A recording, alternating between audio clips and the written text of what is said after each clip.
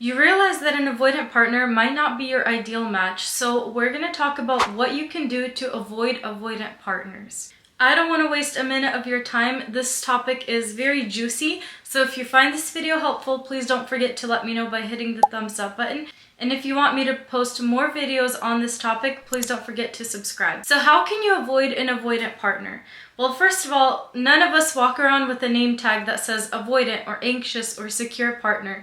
So you need to be able to weed out the people that are less compatible for you if that is your goal. Maybe you've realized that an avoidant partner isn't your ideal match, or you've had experience with one in the past and you want to try a relationship with somebody different. Before you start looking for signs that someone has an avoidant attachment style, you need to realize that if you are attracting a certain type of person to come into your life as your partner, there must be something that you find familiar with them or that you like about the way that an avoidant shows up, and that is why you keep dating them and being in long-term relationships with them.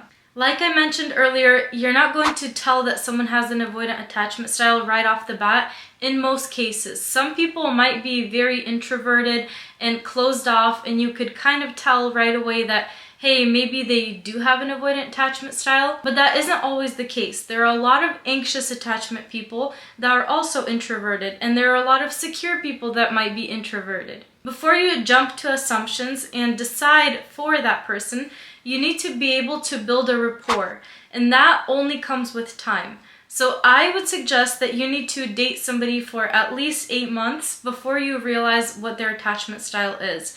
First of all, because for the first half of the year, and especially the first 3 months of dating and seeing somebody, they're going to show you their best sides, best qualities that they have to offer you. Now, along the 7th and 8th month of dating somebody, no one can hold a facade for that long, so you start to see the real side of them come out. And this could be during interactions that you have together, it could be in a social setting, it could be things that happen after a disagreement or an argument. And there are so many other ways where you can start to pick up on someone's actual, true nature. While you're in the dating game and you're trying to weed out the people that are definitely not for you, I would suggest asking the person that you're dating where they like to hang out a lot as a child, or where they hang out now. I want to warn you that this isn't going to be a dead giveaway, but in most scenarios, people that have an avoidant attachment style are either going to be the people that loved hanging out on their own in the bedroom, or they loved being out of the house in general. Like I said, this isn't a foolproof question because there are a lot of secure people who like to spend time alone or hang out somewhere else. But the more that you can get details about how this person lives, where they like to be, you get a sense of patterns that go on in their behavior, more likely you are to get an accurate picture of their attachment style. It's super important to watch how a person acts, especially when there is a conflict in the relationship. Does this person start to blame you and completely get rid of the responsibility that they had in this conflict? Or are they asking for too much forgiveness and trying to take the whole blame just to make the problem go away? Or is that person somewhere in between where at first they kind of only saw their point of view, and then after a while they're able to kind of get an idea of who you are and how you saw that scenario and try to find a middle ground? None of these actually indicate what kind of attachment style the person has, but you need to be watching and observing for the patterns that you start seeing come up. Unless someone has a mental health condition that allows them to have like 2 personalities, most people will be able to show you their true character and their true attachment style as time goes by. So it's really important to just stay vigilant and watch out for those things. An amazing thing that you can do for yourself is to make sure that you are slow in the process and you aren't just jumping with your feelings and deciding that you are in love with this person, you can't live without them, at least for the first 1.5 years.